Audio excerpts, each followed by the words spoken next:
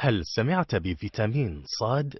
إنه عبارة عن صوم، صلاة، صدقة، صبر، صلة رحم، صحبة صالحة، صلاة على النبي، وهو من أهم الفيتامينات التي تغذي الأرواح.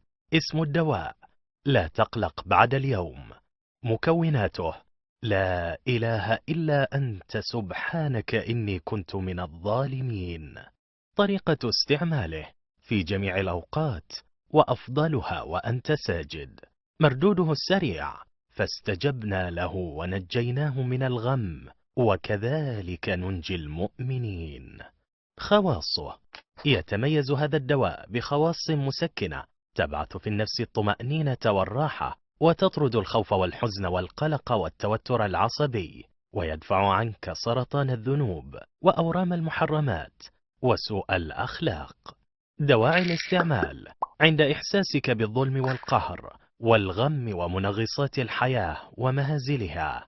مدة العلاج: مدى الحياة. جزاك الله خيرا ونفع بك.